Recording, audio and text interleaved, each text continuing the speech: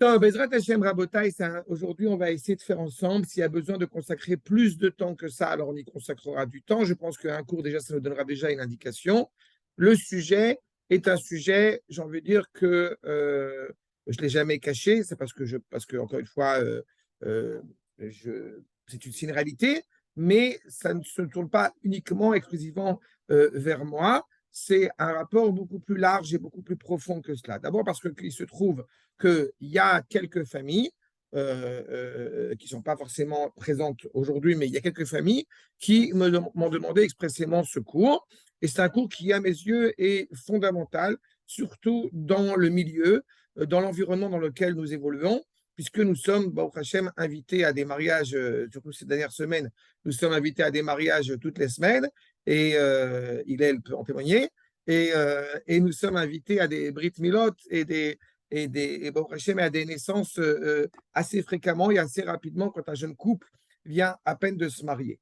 Et simplement, je voudrais peut-être en introduction à mon sujet, eh bien, vous soumettre, une lettre, un article que j'ai pu parcourir. Il y a énormément de choses que j'ai parcourues. On va essayer de faire des résumés. Je mettrai Bezrat Hashem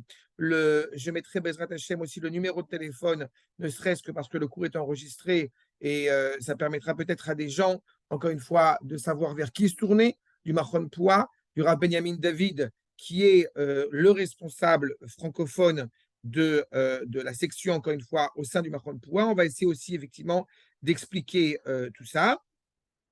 Et il y a l'un qui est revenu. Euh, pour vraiment introduire mon sujet, je vous soumets ici voilà, une première lettre. Après, on va essayer de rentrer dans le sujet. Voici une dame, okay?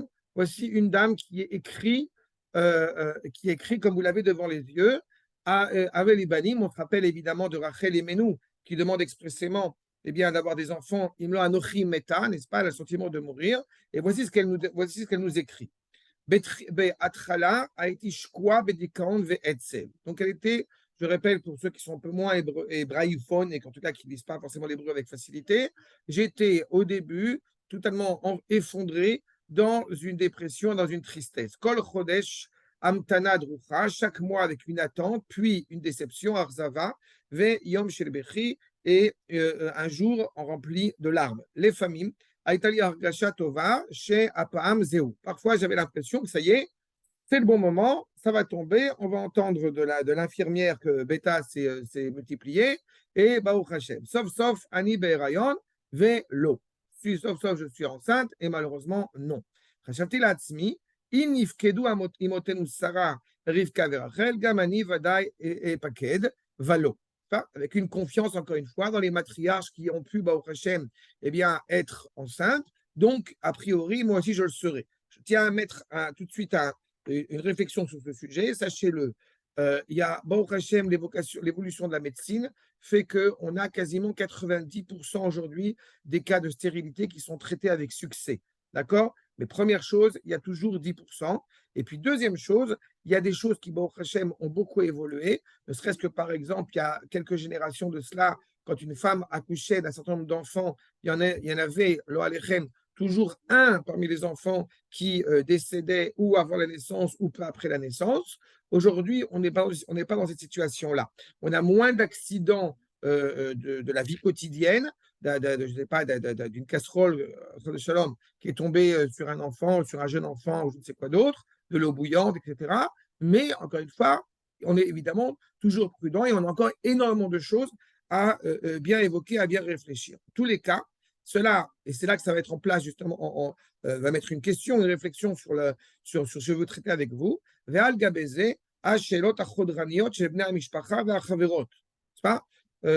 Ces questions qui sont absolument comme ça terribles, qui sont pensées, qui sont posées par les gens de la famille et par les amis. Je me permettrai d'ajouter encore une fois, là je vous dis honnêtement, là il y a plus de, comment dirais-je, si de manière générale on dit souvent qu'il ne faut pas dire des choses personnelles, il faut faire un cours qui soit magistral, officiel, etc. Là, j'enlève le masque, d'accord? C'est-à-dire que là, il n'y a pas de, je peux en parler aujourd'hui librement parce que, bon, j'ai 4 enfants, mais à mon mariage, j'ai quand même eu quelqu'un qui m'a dit, quand vous êtes religieux, ça va aller vite comme des lapins, vous aurez beaucoup d'enfants. D'accord? Ça, c'est à mon mariage, on m'a dit ça. D'accord? Donc, je peux vous assurer que ça, c'est la première réflexion absolument exceptionnelle et fantastique. Dans la première année du mariage, on a eu évidemment les réflexions du genre, alors, ça y est, ça vient ou ça vient pas. Ça, c'est un deuxième point très intéressant et très sympathique. Et puis, troisième point, j'ai envie de dire, pour ajouter un petit peu de cerise sur le gâteau, c'est quand ça a été comme ça un petit peu entendu que, semble-t-il, les élèves qui sont proches du Rav Zini ont l'autorisation de pouvoir reculer la possibilité d'avoir un enfant, de mettre un enfant au monde. Donc voilà, c'est partie des bonnes phrases très sympathiques et toujours enrichissantes et toujours bienveillantes et bénéfiques qui aident beaucoup. Et puis c'est vrai qu'effectivement, comme j'ai coutume de dire, il ne faut pas tellement être super intelligent pour comprendre que quand on a une première fille 5 ans après le mariage qui s'appelle Emouna Simcha, il ne faut pas non plus être faut pas non plus chercher en profondeur comment s'est passé les 5 ans qui sont précédés. D'accord? Mais je vais en reparler après parce qu'il y a plusieurs axes qui me paraissent importants à vous soumettre.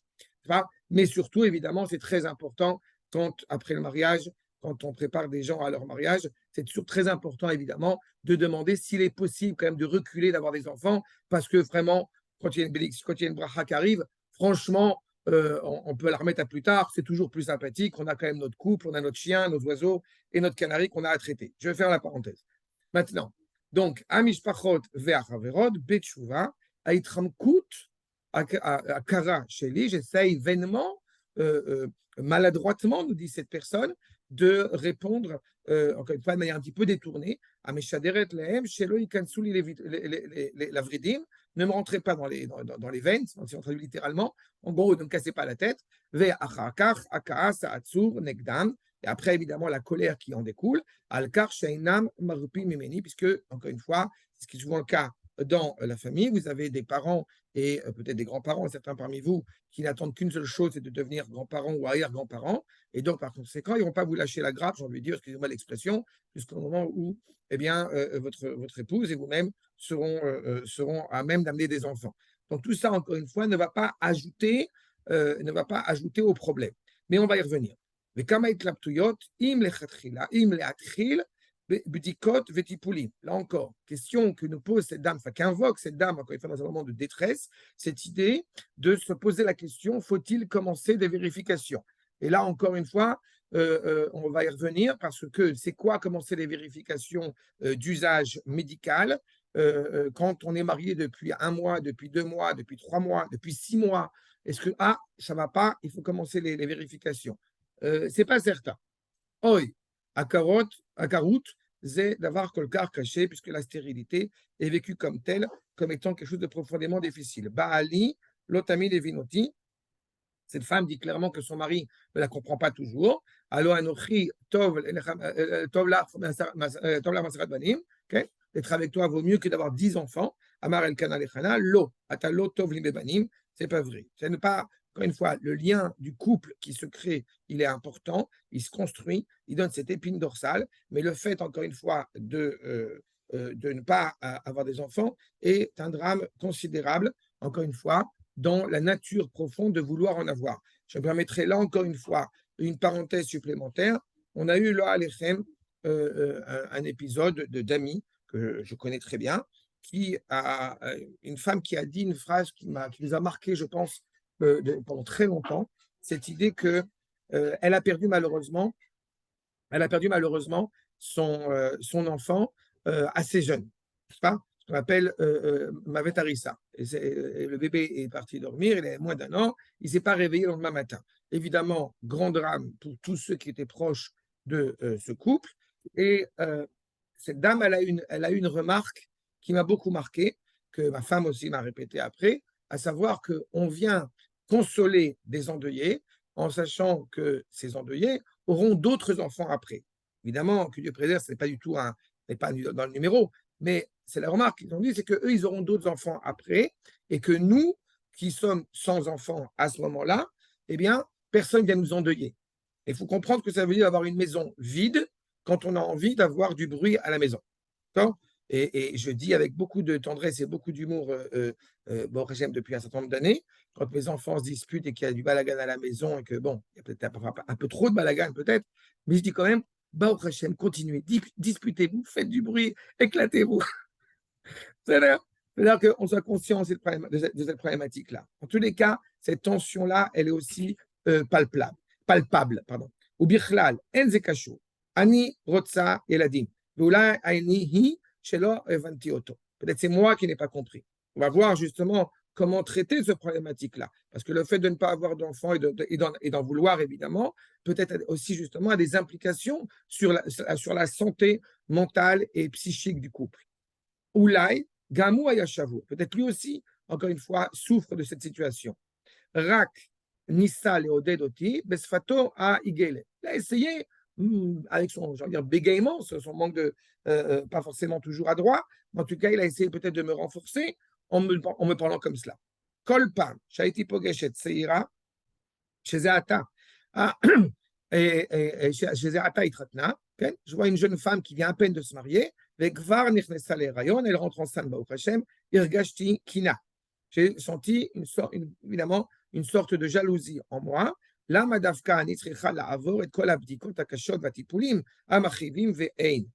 est-ce que, encore une fois, je peux subir toutes ces opérations, tous ces traitements plus ou moins difficiles je me permettrai d'ajouter un mot, dans mon intimité la plus totale, encore une fois, en espérant vainement ou non d'avoir des enfants. Gam brachot arabanim lo azrouli.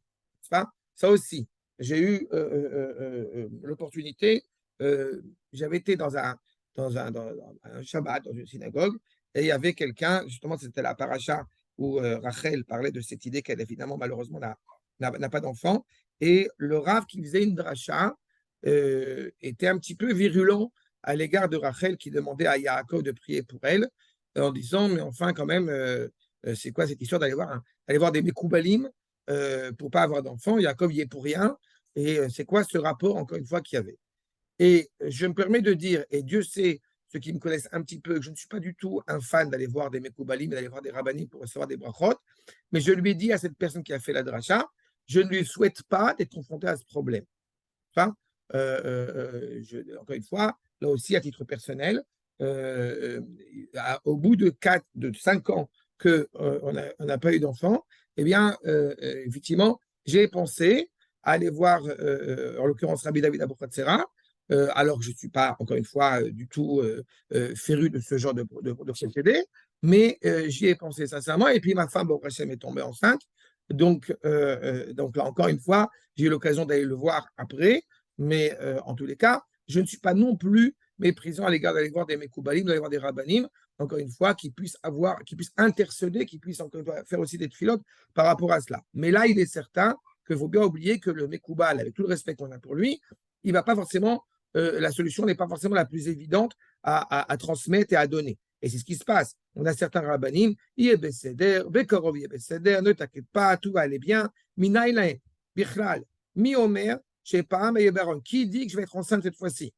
On connaît tous l'histoire à Botaï, j'ai eu l'occasion, j'ai eu si je puis dire, la possibilité de mettre ça en pratique. On connaît tous l'histoire du Admor qui a été rescapé de la Shoah et qui a dit si jamais je m'en sors, eh bien, je vais balayer les rues en Eretz Israël et je le ferai avec plaisir. Il y a plus de 20 ans de cela, l'endroit où je travaillais a périclité, je devais rapporter de l'argent à la maison. Le seul travail qui m'a été tout de suite octroyé, qui m'a été permis, ça a été justement de balayer les rues.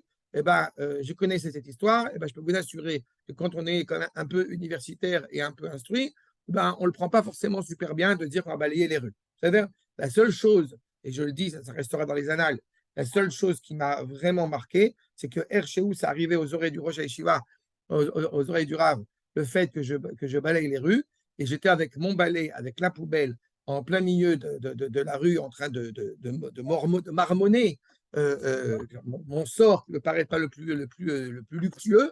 Et à ce moment-là, il y a le Rosh Hashiva qui m'appelle. Et quand le Rosh Hashiva m'appelle pour me dire, pour me féliciter et m'honorer et m'encourager, je peux vous assurer qu'après cette sira avec le Rosh Hashiva, avec le Rav, c'était plus un balai que j'avais entre la main, c'était un sceptre royal. Et voilà. Mais vous allez.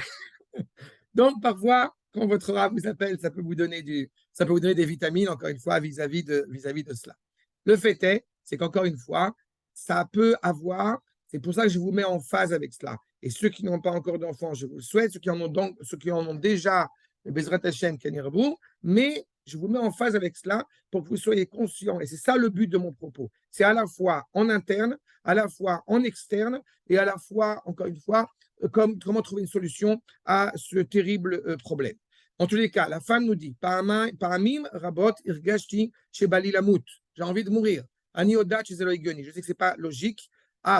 Argashot Palchou Letochi Beli la Kishbadele. C'est des sentiments que j'ai eus, encore une fois, naturellement, qui sont passés comme ça, comme une lettre à la poche, j'ai envie de dire. Irgashti Atsuva, je me sentis triste, désespéré, Miouechet, Medoukat, Lechutsa, Moutsefet, Nichneket, étranglé dans cette réalité-là. Et il n'y a personne vers qui on peut se tourner. Avel Ibanim, Veimen Meta Anochi, Evanti Shealachatz Azeh Sofo Larogoti, Ve Shealai Leharpot, Ken Leharpot, Ach Keitzad. Je recherche une solution à mon problème que je ne trouve pas. D'accord? Et elle continue, je ne vais pas tout vous lire, elle continue en réalité ce qui l'a amené à la fin pour pouvoir justement, eh bien, comment dirais-je, sortir de ce drame, puisque, semble-t-il, même dans leur intimité, ça n'a pas donné cours à quelque chose de bénéfique. Ils ont adopté et ils se sont sentis évidemment très bien en donnant de l'amour à ces enfants qui malheureusement n'en avaient pas, qui étaient des pauvres enfants, nés de pauvres parents, et donc ils ont pu avoir des enfants. Voilà, encore une fois, un indice, vraiment un court indice de ce qu'on peut voir chez des gens qui souffrent de cela. Maintenant, je voudrais commencer, avant de parler du couple et de ce que ça implique justement dans le couple, je vais vous donner quelques éléments qui me paraissent fondamentaux quand vous êtes avec un couple, encore une fois. Et là, je parle du social. Je rentre directement de ce cadre-là extérieur pour que par la suite, on va essayer d'évoquer aussi ce qui se passe à l'intérieur d'un couple qui subit cela. Quand on invite un jeune couple chez soi, de manière générale, même quand on a une rencontre avec un jeune couple, il est judicieux de, en public, j'ai envie de dire, clairement, de ne pas lui parler 24 heures sur 24, de savoir, alors Bezrat Hashem, que tu as un fils, que tu as une fille, et que ça va réussir, etc. Fermez votre bouche. Je vous en conjure, fermez votre bouche. Quand on a justement, eh bien, on se retrouve on invite des amis à la table du Shabbat, et puis on a un ensemble de couples. On ne peut pas diriger la discussion des gens, mais il faut une certaine sensibilité pour comprendre que peut-être que pendant le repas de Shabbat ou un repas de fête, eh ben, on n'est pas obligé de parler uniquement des couches, si je puis dire. On n'est pas obligé de parler uniquement des couches et du GAN et de je ne sais quoi d'autre, encore une fois, qui peut porter préjudice, puisque ce jeune couple qui, lui, n'a pas d'enfant, et je répète, quand on est dans le cadre, encore une fois, que ce soit 1 an ou plus, encore plus de mariage, eh bien, on n'est pas obligé de consacrer toute la discussion à table autour de ces sujets aussi émouvants et aussi sympathiques soient-ils. Ça, c'est une première chose. La deuxième chose, tant qu'on ne vous a pas dit que la femme, elle est enceinte, eh bien, que je dis, on vous a dit, c'est-à-dire que c'est à votre épouse ou que c'est arrivé à vos oreilles, eh bien, vous ne dites rien. C'est-à-dire que vous ne dites rien, ça veut dire que vous ne savez pas ce qui se passe. Peu importe si vous avez cru remarquer qu'il y avait une petite alvéole, le ventre qui commence un petit peu à gonfler, eh bien, vous ne dites rien. Et à ce titre-là, je vais permettre de vous citer un exemple aussi très cuisant, très percutant. Il me semble que j'ai dû le dire, je crois, à Youssef Assou, que j'en ai parlé, mais peut-être pas tout le monde le sait. Vous savez que quand une femme suit eh bien, un traitement hormonal pour avoir des enfants, si cette femme est suffisamment maigre, alors il se trouve que le traitement hormonal lui fait grossir un petit peu le ventre.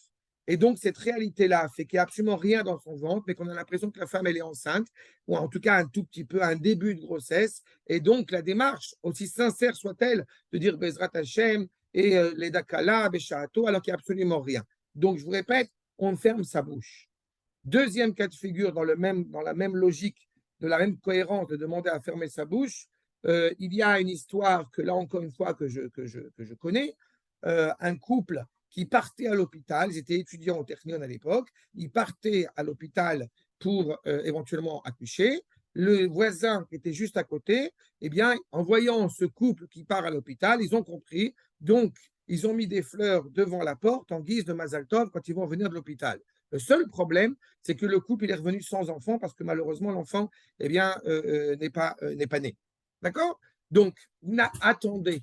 Attendez avant d'avoir vu un bébé, d'avoir vu un couple, d'avoir encore une fois toute cette implication-là pour pouvoir éventuellement prononcer ça. Et encore une fois, je me permets un troisième exemple, à combien il faut un peu de tact, et ça aussi, je l'ai vécu.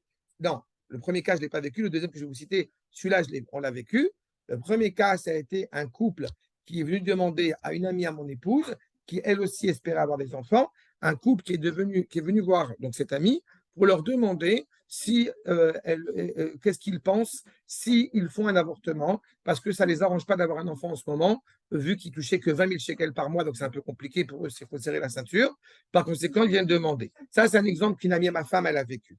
Et puis, un autre exemple sympathique qui est vraiment bien pour les séfarades, c'est quand ma femme, elle servait de babysitter pour un couple qui avait un enfant. Et quand la femme est tombée enceinte, eh bien, étrangement, ma femme n'était plus, comme on dit, persona non grata pour faire du babysitting. C'est-à-dire que dès que ma femme, elle voulait aider, elle était là sans aucun problème.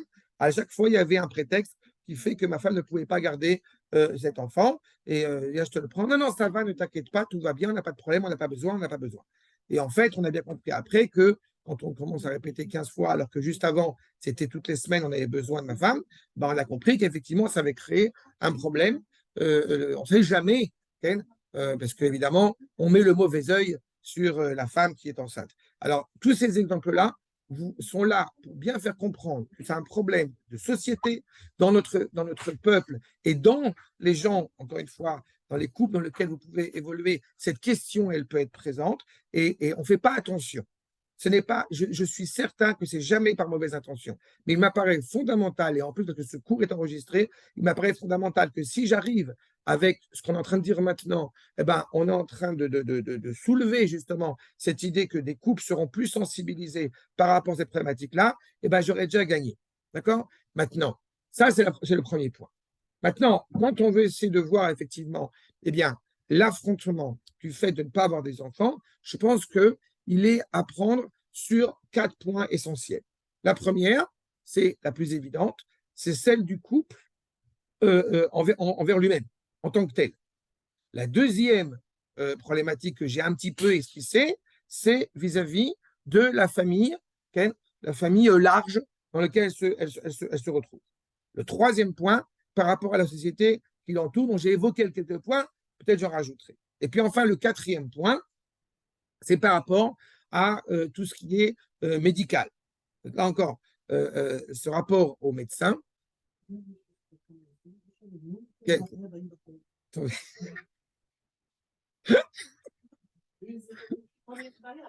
Voilà, il y a ma femme qui rajoute, vous voyez, il y a ma femme qui, je vous rappelle, comprend un peu le français en plus, alors donc il faut que je fasse attention à ce que je dis. Et la femme qui rajoute, même des couples qui ont, Baruch Hashem, déjà quelques enfants, on ne leur demande pas qu'est-ce qui se passe pour la suite. D'accord? Je me permettrai d'ajouter, là encore une fois, une petite boutade, c'est que quand, Baruch Hashem, on a eu notre première fille, alors, ça, je vous rappelle aussi, dès que je parle, mais je vous rappelle aussi qu'on est très content quand on n'a pas eu d'enfant pendant 5 ans et qu'on a une fille. C'est pas grave si on n'a pas de garçon. Je vous promets qu'on arrive à. Oh, je le vis bien. Je vous promets, ça va. Parce que ça aussi, on m'a sorti. C'est une fille. Bon, bah, c'est pas grave. D'accord, voilà. D'accord, ça aussi, j'aurais envie de frapper quelques personnes quand j'entends ce genre de propos. Mais il est certain que je dis qu'on a beaucoup rigolé parce que j'ai dit après qu'on a eu notre première fille, alors on a dit bon, Bezrat Hashem, un an après, allez, on va essayer de relancer la machine pour que Bezrat Hashem, le prochain traitement nous aide pour avoir un enfant. Et on a compris que beaucoup, il a dit Halas avec leur filote, donc je vais leur envoyer des jumeaux, ils vont foutre la paix. Donc, Baruch Hashem, on a eu première fille, après on a eu Baruch Hashem des jumeaux, mais en tous les cas, c'est important aussi de le savoir. Entre parenthèses, même Rabotai, ça aussi, c'est un détail super important. Même quand vous avez quelqu'un, quand vous assistez à la circoncision d'un premier garçon Rabotai, Ça, je l'ai entendu dans différentes synagogues et j'étais scandalisé. Même quand il y a un premier garçon, on n'est pas habilité à poser la question est-ce qu'il y aura un pidyon à ben ou non. Vous ne savez pas ce qui a pu se passer avant la naissance de ce garçon, Rabotai. C'est des choses, encore une fois, où je vous parle vraiment de tout mon cœur là-dessus. J'ai connu quelqu'un qui a connu 2 avortements naturels. La pauvre, elle était pour rien. 2 avortements naturels après la naissance du garçon. Donc, on ne pose pas cette question-là. Il faut être conscient, encore une fois, de chaque chose. Ken Noam. Alors, je voulais juste vous dire, franchement, les messages que vous nous transmettez, ils sont exceptionnels et je pense que vraiment, ça serait bien aussi qu'ils soient transmis même aux Bachurim de la Yeshiva qui ne sont pas du tout dans ce cours-là, donc qui ne sont pas mariés ni en vue de se marier tout de suite ou quoi. Parce que vraiment, il faut que ça rentre dans les têtes de tout le monde, ces messages-là. Ben, j'espère. C'est sur YouTube. Parce que j'ai. Ouais. Ouais, Donc, vraiment les transmettre parce que plusieurs fois, j'ai entendu des remarques comme ça de Bachurim de la Yeshiva, de la Yeshiva ou autre, hein, mais des gens qui sont même plus jeunes que nous, quoi, qui sont pas du tout envie de se marier, qui vont pas forcément voir ce cours-là, qui auraient bien besoin de voir ce cours-là. euh, c'est pas un cours pessimiste, hein, je vous dis très honnêtement. Hein, c'est un cours qui Non, est mais c'est Baruch Hashem, qui est, important, qui c'est est- qui est important. plein de Emouna. Et là, encore une fois, je me permets de le dire. Je peux faire un cours comme cela parce que j'ai 4 enfants. Je ne sais pas si j'aurais été capable de faire ce cours avant d'avoir eu ces 4 enfants. Donc, il faut aussi il y a beaucoup de pasam. Je ne sais pas comment on dit pasam en français, mais vous avez compris. D'accord.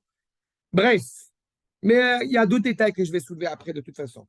D'abord, le rapport, encore une fois, du couple en lui-même. Il y a une question évidemment qui est fondamentale, c'est qu'il y a une attente. Il y a une attente exceptionnelle, fondamentale, de vouloir avoir un enfant. C'est naturel. D'accord. N'écoutons pas ce que le monde occidental veut nous transmettre en disant aujourd'hui, oui, une femme est tout à fait habilitée psychologiquement à ne pas avoir l'instinct maternel. Eh bien, elle a un problème. D'accord. C'est normal. C'est tout à fait cohérent, encore une fois, vis-à-vis de la création. Quand, encore une fois, Akash Borou à créer, à façonner un homme et une femme, et cette envie, il y a cette réalité, encore une fois, de vouloir agrandir. Je n'ai pas dit fonder une famille. La famille, elle est déjà fondée. Ishu Beito, je vous renvoie au cours que j'avais eu l'occasion de faire sur le sujet. Mais on est habilité à agrandir, à croître cette famille. Donc, il y a un mouvement psychologique de ce désir, encore une fois, qui est grandissant, et la déception, évidemment, est d'autant plus grande si elle n'arrive pas. D'accord. Cette réalité-là, encore une fois, eh bien, elle va poser un problème. Et c'est vrai, j'ai envie de dire, l'avdil al-favdalot. Vous avez envie d'avoir un travail, vous avez envie d'acheter une maison et vous avez envie d'avoir un enfant. Quand vous attendez tellement de ce que de cette attente-là et qu'elle ne vient pas, ça peut être désespérant. Dans ce cas-là, il est certain que ce qui peut a priori apparaître fondamental d'abord et avant tout dans le couple, c'est la conversation. Il faut absolument parler l'un avec l'autre de ce que nous ressentons l'un comme l'autre vis-à-vis de cette situation, mais encore une fois, pour s'aider mutuellement. D'accord. Dans la série des gens que j'ai pu accompagner, il y a eu cette phrase que la femme proposait à son mari de divorcer et que justement, et que le mari répondait non, je ne divorcerai pas parce que c'est avec toi que je fondais un foyer, c'est avec toi que je veux un enfant. Eh bien, cette construction, ce renforcement du foyer se veut fondamental. Avec cela, il faut savoir aussi d'être, comment dirais-je, éveillé, pas seulement à raconter, mais aussi à écouter, de bien mettre encore une fois l'accent sur cette écoute. Quand est-ce qu'il est envisageable d'en parler? Comment en parler? Parfois, justement, comme il est coutume de dire en psychologie, parfois ouvrir un tiroir pour en sortir les problèmes, eh ben, si on n'est pas capable après de refermer ce tiroir, ça peut poser problème. Parfois, on regarde la tête, on regarde tout droit et on essaye effectivement d'avancer. Donc ça, c'est à gérer, je répète, dans le couple lui-même. Ah, ça va. Oh, Benjamin Akashkari. Okay. Maintenant, je poursuis. Shalom Benjamin. Okay. Je t'encourage à réécouter Bezrat Hashem le début parce qu'il y a des j'ai fait Bezrat Hashem un résumé de pas mal de points, mais Bezrat Hashem. En attendant, donc on est sur le problème, encore une fois, du couple et de la société vis-à-vis de ce fléau qui s'appelle la stérilité. D'accord? C'est ce qu'on essaie un petit peu de saisir ensemble. En tous les cas, il est clair que l'écoute mutuelle dans un couple peut enrichir clairement eh bien, ce qui va être essentiel, comme je le dis, essentiel au couple. Maintenant, on fait preuve à la fois de patience et de compréhension. Ce n'est pas qu'hormonal, c'est aussi psychologique. Et autre détail qui me paraît fondamental par rapport à cela, et je dis ça, c'est pas si évident que cela, mais c'est une phrase que un homme qui n'a pas d'enfant ou une femme qui n'a pas d'enfant peut tout à fait prononcer ou murmurer ou évoquer dans sa tête, à savoir, je ne suis pas digne d'avoir un enfant, mais pourquoi tu punis ma femme? C'est-à-dire que vous devez chercher en général toujours, elle est où la faute? Enfin, je ne suis pas un sadique, par conséquent, je suis un rachat, je n'ai pas d'enfant. Rabotaille, on enlève ça aussi de la tête.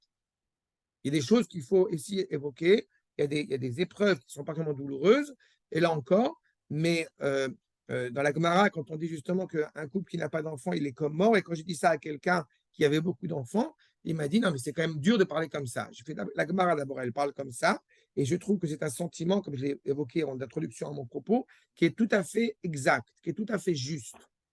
Un couple qui n'a pas d'enfant chez lui, il lui manque encore une fois l'essentiel, il lui manque encore une fois ce pourquoi il a voulu fonder ce foyer d'abord et avant tout. Donc, dans ces effusions émotionnelles qui sont tout à fait légitimes, eh bien, ça crée, comme je l'ai dit, une colère, une tristesse et une souffrance, encore une fois. Et donc, même dans cette réalité-là, eh bien, il faut faire preuve d'empathie, de patience, encore une fois, au sein du couple lui-même. N'est-ce pas?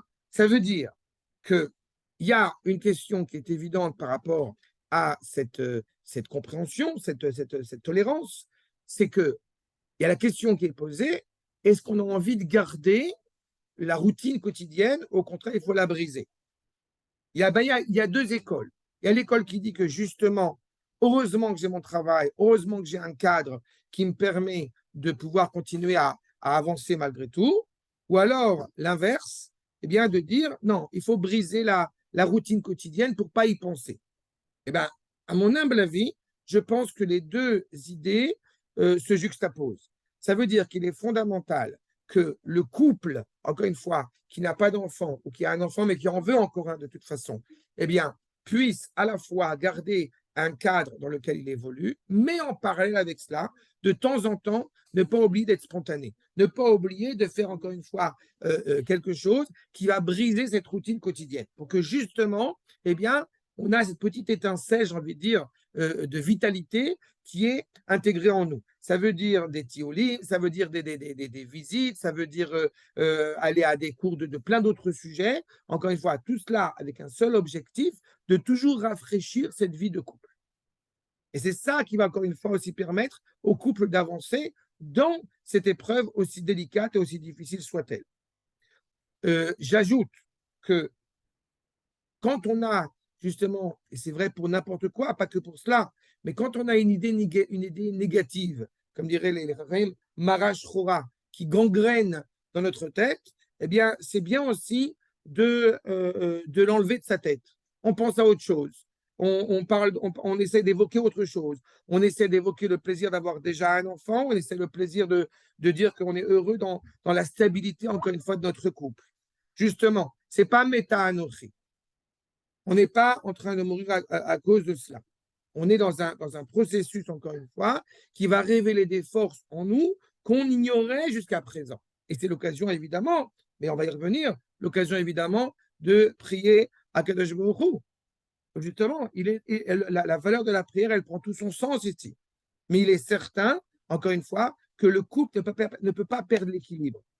Et je parle, encore une fois, exclusivement en tant que couple. Comment se passe la réaction vis-à-vis de la famille autour? N'est-ce pas? Je me permettrai d'ajouter, là encore une fois, quelque chose de très émouvant et de très sympathique. Ça, c'est vraiment un truc très personnel. Il y avait une question délicate que mon beau-frère et ma belle-sœur se posaient, puisque ma belle-sœur est entrée enceinte. Et il savait que ça faisait déjà 5 ans qu'on était mariés. Et la problème qui était posé, c'est que Baruch Hashem, ma belle-sœur, allait mettre au monde, enfin, avait eu donc, le test positif qu'elle allait, Baruch Hashem, mettre au monde une petite fille. Et donc, eh ben, au tout début de leur grossesse, mon beau-frère se tourne vers moi en discret, ma belle-sœur se tourne vers moi en discret, et il veut essayer de me dire délicatement et gentiment que Baruch Hashem, sa femme, est enceinte. Ce qu'il ne savait pas, c'est que Baruch Hashem, j'avais le même problème. D'accord. Donc, comme quoi, il organise quand même pas mal les choses, parce que justement, il était gêné, il ne savait pas comment me le dire. Et moi, je lui dis, mais ça tombe bien, parce que ma femme aussi, Baruch Hashem, ta sœur aussi, on va avoir un enfant. Donc, ça a été plus facile à gérer, si je puis dire, dans un cas un peu différent. Mais il est certain que la famille qui est proche, la famille, encore une fois, qui est autour, il faut toujours, comme point de départ, que ça soit le couple qui soit libre, qui soit le maître à bord. C'est à lui de décider s'il est intéressé à ce que la famille autour, elle soit au courant ou non des choses. Ou elle préfère le garder caché, ou au contraire, elle est intéressée à lui dire. Mais c'est au couple de dire. Cependant, je me permets d'ajouter un point. Si jamais le couple décide que oui, il veut il veut en faire participer, il va en parler à ses parents ou ses beaux-parents autour de lui, il faut connaître aussi l'intelligence psychologique de ses parents ou de son frère ou de sa sœur. À savoir, si jamais on ne dit rien, parce que vous avez décidé de ne rien dire, c'est tout à fait votre droit. Si jamais vous en parlez et que les parents, du coup, vont faire tout un ensemble de choses qui va un petit peu, je ne veux pas être raciste, mais un peu surtout chez les Sfaradim plutôt que les Ashkenazim, qui vont en faire et tout un spectacle et tout un truc, et on va organiser la Frachat Chala et Seudat Amenim, et on va aller sur la tombe de Rabbi Nachman à Ouman en Ukraine, vous comprenez qu'on a un problème. Parce que vous n'avez pas forcément envie d'en parler au monde entier. C'est aussi à vous de gérer cela, comment vous allez vouloir faire cela. Ce qui est indubitable, cependant, c'est que la question de la stérilité, ça aussi, quand on dit que justement, Ishto Gegoufo, il ne doit pas être entendu, pas doit être perçu. Et malheureusement, parfois, j'ai connu des gens chez qui les parents ou les beaux-parents ont tendance à, comment dirais-je, je vais dire remettre la faute, dans tous les cas, cibler sur les parents sur leur belle-fille ou les beaux-parents sur leur gendre. Mais cette idée que c'est un secret pour personne, pour le fait que ma belle-fille, était stérile. Alors, non, Rabotai, ce n'est pas la belle-fille ou ce n'est pas le mari qui est stérile. C'est le couple qui a du mal à avoir des enfants. C'est pas? Parce que c'est encore une fois une entité à bien gérer, à bien cerner dans ce cas-là. Donc, la valeur, encore une fois, du foyer, la valeur de la famille doit être prise en cela. Prenez en considération qu'une des raisons de la stérilité, au-delà du problème biologique et physiologique qui peut exister, c'est d'abord et avant tout le stress. Les parents, les grands-parents, comme je le dis, à qui on veut en parler ou on ne veut pas en parler, en tout cas qu'eux-mêmes nous en parlent, eh bien, il faut être conscient que quand on a les parents qui, toutes les semaines, tous les mois, tous les 2 mois, tous les 3 mois, alors, ça ne va pas aider. D'accord? Et comme je sais que Baruch Hashem, peut-être à part Benjamin Nakash ici présent, mais disons qu'à part lui, ben, tous les parents de la Terre ne sont pas tous des chirurgiens et des gynécologues spécialistes de la médecine homéopathique, péopathique, tralouaditique, et ce que vous voulez. Donc, on va se calmer aussi que tout le monde connaît la recette, tout le monde connaît le remède, et donc, par conséquent, là encore, personne à part un médecin qualifié, ne peut se dire qu'il est habilité à comprendre pourquoi c'est comme ça, parce qu'elle est grosse, parce qu'elle est maigre, parce qu'il ne fait pas de sport, parce qu'il boit du café, parce qu'il met l'ordinateur sur les genoux, j'en sais rien. Je n'ai aucune réponse fiable. J'ai étudié des sujets, j'ai étudié des rapports et des commentaires sur le sujet de tous les côtés que vous voulez. D'accord? Je peux vous dire par contre que dans des couples que j'ai accompagnés, que j'ai aidés, Noah me demandait par rapport à la yeshiva, des gens que j'ai aidés à la yeshiva, ne serait-ce que pour renforcer, c'est la seule spécialité où laquelle je peux essayer de faire, au niveau de la Emouna, dans des épreuves comme ils traversent. Je peux vous dire quelque chose, c'est qu'on a des cas de figure où il y a des couples qui n'ont aucun problème physiologique. Et pourtant, ils n'arrivent pas à avoir d'enfants. Nous avons des couples où, eh bien, en l'occurrence, excusez-moi du terme, où la semence, elle n'a pas de flagelle. Flagelle, on dit en français, d'accord? C'est ça, la petite queue derrière, quoi. D'accord? Et a fait, ils n'arrivent pas, donc il n'y a pas de course. Vous comprenez que dans cette réalité-là, c'est-à-dire qu'il n'y a pas de course, il n'y a pas a priori, de succès. Et bien, jamais ils ont eu des enfants. J'ai connu au moins 2 couples, si ce n'est pas 3, où le mari n'a pas de semence. D'accord? C'est-à-dire qu'il a fallu ponctionner ailleurs pour arriver, et jamais ils ont des enfants. J'ai énormément de cas, encore une fois, qui ont été très différents et très divers. Et encore une fois, je parle à mon tout petit niveau. Le marron de poids, évidemment, est confronté à des choses beaucoup plus grandioses que cela, beaucoup plus importantes et beaucoup plus imposantes et impressionnantes que cela, mais ça existe. Ça veut dire que jamais, au grand jamais, comme je disais tout à l'heure, à 90% qu'on arrive à traiter les problèmes de stérilité, au Hachem, jamais, au grand jamais, eh bien, il faut partir du postulat que c'est impossible, on n'aura pas d'enfants. D'abord, oui, Baruch Hashem, à une grande majorité, on peut avoir des enfants. La question de l'adoption, c'est un autre sujet, mais c'est un sujet qui existe là encore. Mais je ne veux pas l'aborder parce que ça déborde sur ce que je veux faire avec vous La aujourd'hui. question de quoi vous avez dit, Rav? La question de l'adoption. Ah, de l'adoption, ok. La question de l'adoption, elle existe aussi chez certains couples, mais ça a des implications au niveau ilchatique. Et surtout, c'est un sujet à part entière. Je n'ai pas prévu de l'aborder parce que justement, ce qui m'a importé, c'est d'abord le couple en tant que tel et ce rapport, comme j'ai dit, à la société qui l'entoure. Concernant ce couple, quel qu'il soit, le couple lambda, comme on veut dire, on n'est pas non plus obligé d'aller à toutes les circoncisions tous les mois. On n'est pas obligé d'être nommé. Là, il n'y a que des Sfaradim, alors peut-être ça ne vous dit rien, mais on n'est pas obligé d'être nommé Kfater. Il y a cette coutume, vous savez, que quand on va accompagner quand on fait passer la femme fait passer le bébé à une femme qui donc n'a pas d'enfant, qui elle-même le fait passer à un homme, à son mari, et que son mari le fait passer au jeune père.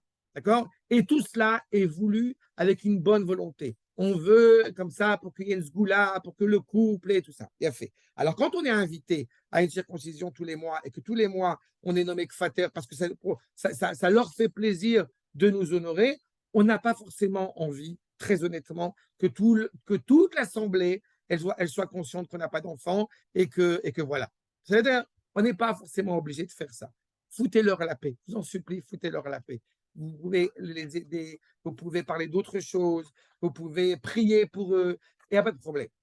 Mais on n'a pas forcément envie, encore une fois, que tout soit vécu, encore une fois, de l'extérieur. Les gens qui apprécient beaucoup. Mais avant de décider que vous voulez nommer telle ou telle personne kfater, et que pour accompagner le bébé, prenez le temps, c'est bien mieux de face à face, prenez le temps de leur demander, prenez le temps de poser la question encore une fois, et pas à la va-vite. Justement parce qu'il y a un respect, encore une fois, de cette situation dans laquelle le couple peut se trouver. Et ce stress, encore une fois, qui peut l'animer en parlant de ces réalités-là. Mais ce qui est certain chez le jeune couple, qu'il soit plus ou moins jeune, c'est d'abord et avant tout, encore une fois, que lui prenne la décision s'il a envie de raconter ou il n'a pas envie de raconter. Enfin, troisième point de la famille vis-à-vis de la société qui l'entoure. Comment est-ce qu'il va pouvoir affronter le couple, cette réalité? Il y a la société vis-à-vis du couple que je pense avoir déjà un petit peu développé, et il y a comment est-ce que le couple lui-même, eh bien, il va réagir par rapport à cette réalité. Alors, d'abord, nous savons que il y a énormément, n'est-ce pas, de grandes personnes. On connaît les Avot, on connaît les Maot, on se rappelle du Rav Yehuda, on se rappelle de plein d'Américains qui n'ont pas eu d'enfants, hélas. Et on ne peut pas les imputer d'avoir manqué de quelque chose. Ça veut dire que d'abord, il est clair que quand effectivement un jeune couple doit affronter, en affrontant des jeunes familles qui, Baruch Hashem, sont abondamment, si je puis dire, remplies d'enfants, et encore une fois, qui va créer évidemment une souffrance comme nous l'avons évoqué. Parce qu'ils ont justement plein d'enfants que eux n'ont pas. D'un point de vue psychologique, il faut essayer d'avoir, encore une fois, et je pense que c'est le cas de la majorité des gens, si ce n'est pas tous les gens qui n'ont pas encore d'enfants, c'est clair d'avoir un œil bienveillant. Personne, au grand jamais, ne souhaiterait que cette famille, elle n'ait pas d'enfants, puisque eux n'en ont pas. D'accord? Il y a ce renforcement de la Ain Tova, c'est le renforcement de l'humilité, d'avoir un cœur, encore une fois, bienveillant à l'autre. Et comme je l'ai dit, puisqu'il y a une mitzvah de Ve'afta l'iracha kamocha, quand on dit que justement l'amour d'Israël implique qu'on a de l'empathie, comme si l'autre avait gagné au loto, comme si toi-même tu avais gagné au loto, ou qu'il lui arrivait une joie, ou au contraire, une tristesse, eh bien, on peut aussi être cohérent et honnête vis-à-vis de soi-même, de dire je n'ai absolument aucune hantise, aucun dédain, aucun reproche à faire à cette jeune famille qui a un enfant, mais je ne suis pas capable d'aller les réjouir pleinement comme j'aurais voulu. C'est très honnête et très cohérent, encore une fois. Maintenant, ça veut dire quoi? Ça veut dire qu'on réfléchit aussi à la valeur que vont exprimer au fait d'avoir des enfants. En réalité, est-ce qu'on veut un enfant pour soi ou un enfant parce que, eh bien, on veut que le peuple juif se remplisse, se multiplie? Ben justement, quand on a en face de nous plein de jeunes couples, Baruch Hashem, qui ont des enfants, cette notion de Ain Tova va se renforcer par l'idée que Baruch Hashem, c'est encore plein de juifs qui vivent, qui vont grandir dans le monde. Donc, il y a automatiquement ce rapport-là qui va un petit peu évoluer. Mais c'est vrai que ça demande de dépasser ce cadre de ce soi. Mais à Botaï, je permettrai d'ajouter sur ce point quelque chose qui m'a toujours beaucoup marqué. Vous savez qu'en français, en anglais, en allemand, en espagnol, bref, pas mal de langues, hein, c'est l'adjectif possessif est en premier et le nom est après, le substantif est après. En hébreu, on a exactement l'inverse. Haben, Sheli. Il y a cette idée de fils qui se trouve avoir un lien avec moi. Et ça, je me permets de vous donner ça comme recommandation pour les nombreuses années, Bezrat Hashem, de vos enfants, de la vie de vos enfants. Mon fils, comme vous le savez, est en internat et je m'efforce de le voir tous les 15 jours. Si je pense seulement à mon désir personnel et égoïste, mais pas une seconde, comment dirais-je, je suis d'accord avec le fait qu'il aille en internat. Mais comme je vois dans le cadre où il évolue, je vois comment il évolue, je vois, et je vais le voir tous les 15 jours, comme vous le savez, et bon, de prendre du plaisir à voir comment mon fils il grandit avec ses copains tous fanatiques avec des pelotes et des sandales, eh bien, je suis ravi, je suis ému de voir que mon fils, Baruch Hashem, pour lui, réussit ce qu'il a envie de réussir.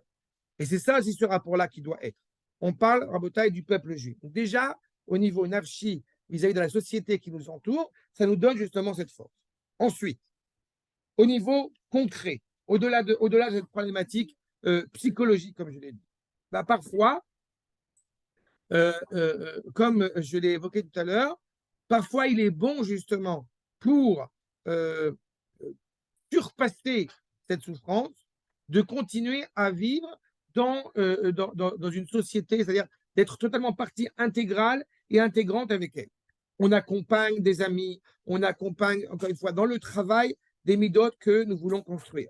On va réussir à surmonter cela, pas en se coupant du monde, mais au contraire, en y étant pleinement impliqué. Il y a plein d'autres domaines, encore une fois, où on peut s'impliquer dans cette aide, dans cette force, encore une fois, qui va nous permettre de continuer à vivre et à avancer et à accroître, encore une fois, ce qu'on peut aider.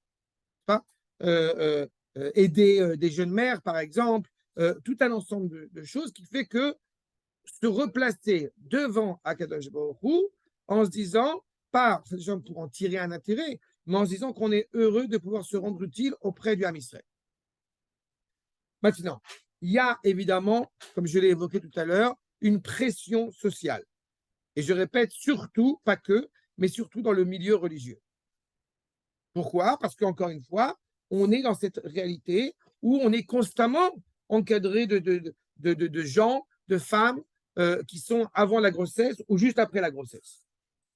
Et dans cette réalité-là, ce n'est pas toujours évident, encore une fois, à affronter. C'est pour cela que, eh bien, la meilleure des solutions, là encore, c'est de la part de ses amis qui sont réellement des amis, eh bien que ces amis sachent quel sujet ils vont se permettre d'aborder ou non, parce qu'ils ont envie d'être avec votre compagnie. Et si jamais, effectivement, eh bien, ils ne comprennent pas, et j'espère qu'après cette étude, eh bien, ça va vous donner un peu plus de compréhension, un peu plus de sensibilité par rapport à ce sujet, eh bien, que s'ils ne comprennent pas, de choisir des amis qui sont aptes à comprendre, qui sont aptes à entendre, qui sont aptes à saisir cette sensibilité. Enfin, le dernier point, c'est le point médical. Le point médical, ça veut dire que quand effectivement, d'abord, comme je l'ai dit, la première raison de stérilité, c'est le stress. Donc, on essaie de calmer le stress en se renforçant justement dans la Emouna, en faisant le ménage avec cet environnement qui peut nous mettre dans le stress. Deuxième point, quand il y a, ça je vais vous permettre de vous le dire dès maintenant, quand il y a quand il y a des traitements à faire, il est beaucoup plus facile de le faire le plus rapidement, je pense après 1 an, voire 2 ans pour une femme que pour un homme. Pratiquement parlant, c'est beaucoup plus facile à traiter qu'un homme. Mais ce qui est important, c'est que le médecin, dans le rapport qu'il a avec vous, n'oublie pas qu'il est un envoyé d'Akadosh Baruch Hu. Mais il n'est que l'envoyé. À titre d'exemple, là encore une fois, à titre anecdotique, quand ma femme était enceinte, je crois que c'était au 5e mois de ma première fille, ma fille est née, et il y avait un docteur qui remplaçait le docteur qu'on avait, qui suivait le traitement pendant le période de la grossesse, et c'était une Russe, semble-t-il, mariée avec un Arabe. Donc deux choses qui évidemment plaisent beaucoup déjà par essence. Et cette femme était en train de nous dire, sur un ton d'une froideur, mais absolument scandaleuse, j'ai envie de dire, n'oubliez pas d'acheter 3 kilos de tomates, faites un avortement et revenez me voir. Ça veut dire que cette femme a eu l'indélicatesse. Apparemment, elle n'a pas du tout compris ce qu'elle a fait, je l'espère pour elle, sinon, moi, je voulais lui mettre une claque dans la figure après la naissance de ma fille. Mais ma femme m'a dit, ne le fais pas, ça ne sert à rien. Mais en tous les cas, il se trouve que dans le dossier, elle n'a pas dû comprendre que dans le dossier, il y a un jeune couple, a priori religieux, qui a l'air un peu religieux, qui attend depuis 5 ans d'avoir des enfants, et pour des raisons qui, en plus de ça, des traitements qui n'étaient pas fiables, parce qu'elle s'est trompée dans le rapport des traitements, eh bien, elle a recommandé de faire un avortement sans tarder. On n'a pas fait, bon, en plus, on a envoyé, il se trouve que le beau-frère du Rav est médecin spécialiste pour enfants je rappelle, à Tel Chomer. On a envoyé le dossier, il s'est avéré qu'elle s'est trompée des salles de test. Mais je me suis mis dans la tête le nombre de gens qui peuvent être confrontés à cette docteur et qui, sans faillir, ma femme a une connaissance médicale beaucoup plus importante que le médecin parce que j'ai vu combien elle connaissait. Moi, dans ma tête, ce rapport au médecin, c'était la Torah Messinaï qui est arrivée. Heureusement que les choses se font avec arabe et se font de manière réfléchie et rationnelle. Mais en tous les cas, combien de couples peuvent se confronter à ce genre de médecins qui leur disent une phrase pareille et qui font encore une fois sans faillir, sans sensibilité, qui font encore une fois un avortement, ce qui serait évidemment hors de propos. La question de savoir si pendant la période de la grossesse, faut-il faire tous les traitements, et pratiquement parlant, nous avons coutume de dire qu'à part Meishafir, c'est la piqûre, vous savez, qu'on intègre, qui peut mettre en danger le placenta aussi, à part cette piqûre-là qui demande vraiment vérification au niveau ilchatique, il n'y a pas aucun problème à faire toutes les vérifications usuelles et possibles, mais tout en étant conscient, déjà avant la grossesse, que le médecin que nous allons consulter, d'aller voir son professionnalisme et d'aller voir aussi son humanité. Il y a quand même quelque chose de très intime et de très profond là-dedans. Donc, c'est quand même très important qu'au niveau psychologique et au niveau physique, le médecin soit à la hauteur de nos attentes. En tous les cas, ce que je recommande toujours à des jeunes couples qui veulent avoir des enfants qui n'en ont pas encore, quand on fait le test, quand on fait un certain nombre de tests, un certain nombre de vérifications, quand on fait une assimilation, si on doit faire une assimilation artificielle, si on doit faire l'éprouvette, si on doit faire une vitro, qui est encore plus compliqué. Je sais encore une fois, et que je ne vous souhaite pas, il y a différents niveaux, j'ai envie de dire. Le premier niveau, c'est pas shoot, comment dirais-je, on intègre avec une piqûre le monsieur directement à la source. Le deuxième, c'est que si le chidour ne marche pas, on fait dans l'éprouvette et on fait le chidour de force. Et il y a aussi d'autres choses qui sont faites, je ne vais pas vous effrayer. Mais en tous les cas, ça existe. Le fait est, c'est que n'importe quel test qu'on fait, tant qu'on ne nous a pas dit le contraire, tant qu'il n'y a pas une infirmière qui a dit que non, ça n'a pas marché le test, eh ben, on se met dans la tête que ça a marché. C'est bien de rêver. Baruch Hashem, c'est pas négligeable et c'est pas négatif de rêver. Maintenant, quand, Baruch Hashem, eh bien, ça n'a pas marché, quand encore une fois, ce rapport au médecin, ça n'a pas marché, eh bien, c'est bien, ça vaut le coup aussi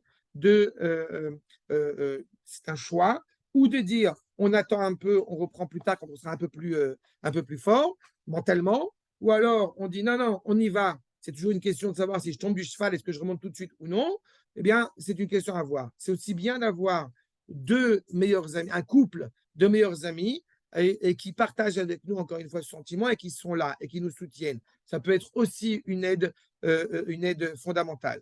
Ce qui est sûr, pour que vous compreniez encore une fois, c'est qu'en Israël, c'était le cas il y a au moins 20 ans, pour le premier enfant, je ne sais pas quels sont les résultats, je ne sais pas quelles sont les normes aujourd'hui, mais c'est que l'État d'Israël avait pris sur lui, pour le premier enfant, d'aider pour un traitement à 90%. Ce que je veux dire par là, c'est que, je peux parler encore une fois, c'était en mon nom personnel, que pour un traitement qui coûte 4000 shekels, ça coûtait 400 shekels.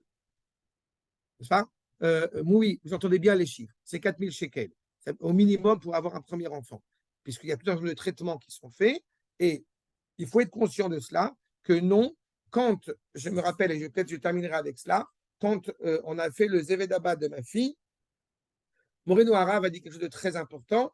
D'abord, il a dit exactement ce qu'il fallait dire, j'ai envie de dire, mais ce qui a beaucoup attendri, c'est qu'il a rappelé que Essa, Enai, Hachem, Essa, c'est les initiales de Emouna, Simcha, Etel, qui est le nom de ma première fille, mais il a dit quelque chose qui, à mon sens, est fondamental. Quand on est convaincu que tout est une évidence, alors on n'a aucune chance d'arriver à la Emouna envers Akadosh Baruch Hu. Donc, quand eh bien, on a ce genre d'études qui me paraît fondamental, comme je dis, de l'intérieur et de l'extérieur, soyez conscients que rien n'est évident. Rien ne coule de source. Rien n'est acquis. Rien n'est mouvan me'elav. Et quand on est profondément attaché à ce sentiment-là, que chaque élément, encore une fois, sans avoir une attente préconçue, quand on est convaincu de cela, eh bien, on voit la vie, j'ai envie de dire, avec beaucoup plus de positivisme et beaucoup plus de conscience et de remerciement et de reconnaissance à l'égard de la bonté infinie d'Akadosh Baruch Hu, de pouvoir eh bien, accroître sa famille, l'agrandir et l'amener, Bezrat Hashem, eh bien, le plus loin possible. Adkan, y a-t-il des questions? Allô? Pas de questions? Vous endormis? Pas de questions, Rav, c'était super. Bochim Tiou! À dans 15 jours. Purim Sameach. Vous avez éclaté. Ouais, Shalom, תודה shalom. רבה הרב, שבוע טוב. Bochim Même sa Sameach. mère. Shabbat tov.